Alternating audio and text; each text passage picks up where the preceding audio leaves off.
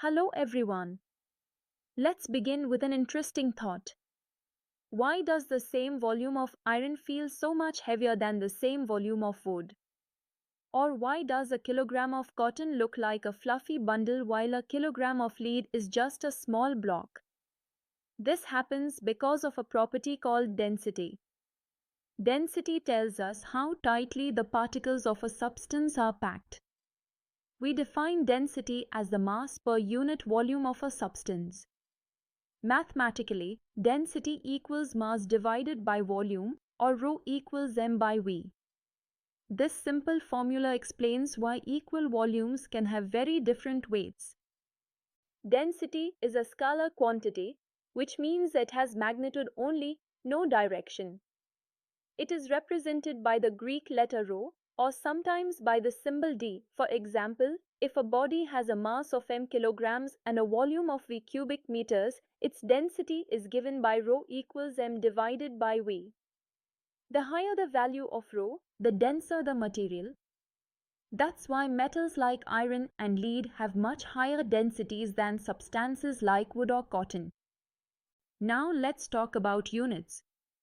The unit of density is simply the unit of mass divided by the unit of volume. In the C system, mass is measured in kilograms and volume in cubic meters. So the C unit of density is kilogram per cubic meter, written as kg per m cube. In the CGS system, mass is measured in grams and volume in cubic centimeters. So the CGS unit of density is gram per cm cube. A very important point for exams is the conversion. 1 gram per cm cube is equal to 1000 kilograms per m cube. Let's apply this with an example.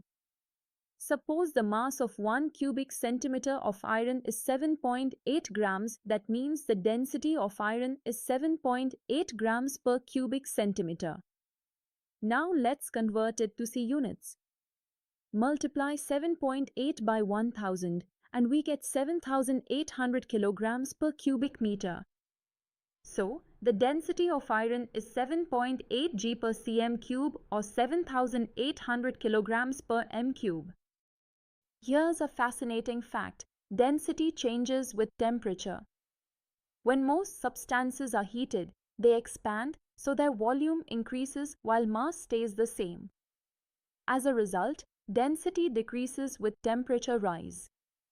When cooled, substances contract, volume decreases, and density increases. But wait, there is a very special exception: water. Water behaves differently, as we'll now see. Water is unique because its density is maximum at 4 degrees Celsius. When water is cooled from a high temperature, it contracts until it reaches 4 degrees. From there, if you cool it further down to 0 degrees, it actually expands. That's why ice floats on water. Ice is less dense than liquid water. At 4 degrees Celsius, water's density is exactly 1 gram per cm cube or 1000 kilograms per cubic meter.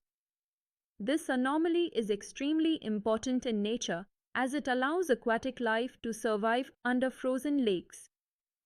Now let's solve a numerical.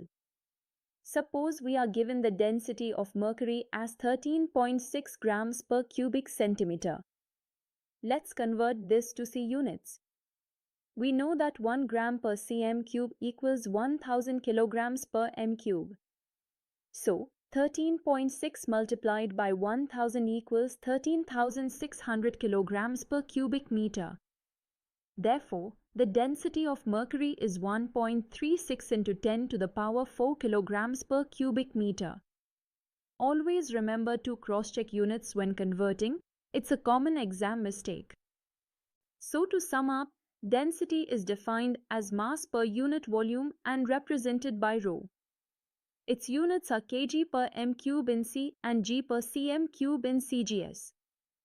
Density decreases with heating and increases with cooling, except for water, which has maximum density at 4 degrees Celsius. By mastering the concept of density, you'll be ready to explain why some things float, some sink, and why water has life-saving anomalies. That brings us to the end of this topic. I hope density is now crystal clear to you. In the next session, we'll connect density with flotation and buoyancy to see even more exciting applications in real life. See you there.